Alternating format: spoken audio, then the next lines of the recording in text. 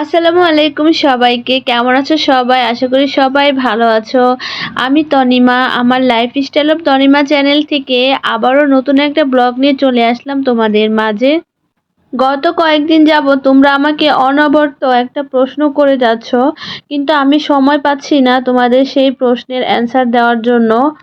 তোমরা গত কয়েকদিন যাবত আমাকে ইনবক্সে যে প্রশ্নটা অনেক বেশি পরিমাণে করতেছিলে, সেটা হচ্ছে যে বাণিজ্য মেলার সময়সীমা বাড়ানো হবে কিনা।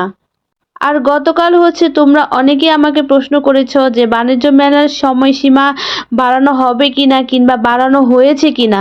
তো গতকালকে বাড়ানো হয়েছে কিনা এভাবে তোমরা অনেকেই প্রশ্ন করেছো আমাকে। তো সেই প্রশ্নের উত্তরটা তোমাদেরকে এখন আমি দেব। আবার গতকাল দেখলাম যে ইনবক্সে একজন লিখেছে যে আপু, বাণিজ্য মেলার সময়সীমা নাকি 5 দিন বাড়ানো হয়েছে। কথাটা কতটা সত্যি?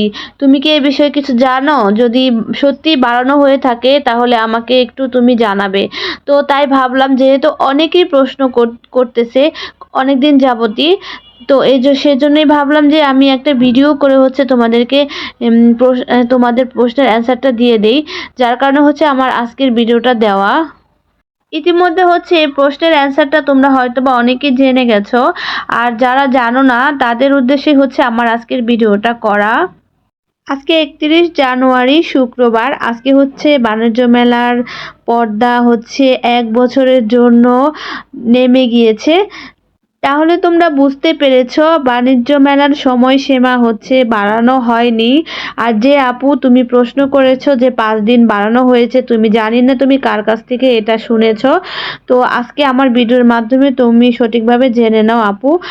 বাণিজ্য মেলা সময়সীমা 5 দিন কেন, 1 দিন বা 1 ঘন্টাও বাড়ানো হয়নি। আল্লাহ চাইলে আবার গত বছর আমরা আমাদের কাঙ্ক্ষিত আন্তর্জাতিক বাণিজ্য মেলায় আবার যেতে পারবো এবং দেখতে পারবো। আশা করি আগামী বছর ঢাকা আন্তর্জাতিক বাণিজ্য মেলা আরো সুন্দরভাবে অনুষ্ঠিত হবে। ক্রেতা এবং দর্শনার্থী আমাদের চাহিদা অনুযায়ী আমরা সকল প্রোডাক্ট পাবো এবং মেলাটা খুব সুন্দরভাবে অনুষ্ঠিত হবে, এই প্রত্যাশা রেখে আমি তোমাদের প্রশ্নের অ্যান্সারগুলো দিয়ে আজকের মতো বিদায় নিচ্ছি। তো তোমরা ভালো থেকো, সুস্থ থেকো। আর যদি আমার ব্লগ ভালো লাগে তাহলে অবশ্যই লাইক, কমেন্ট, শেয়ার করবে।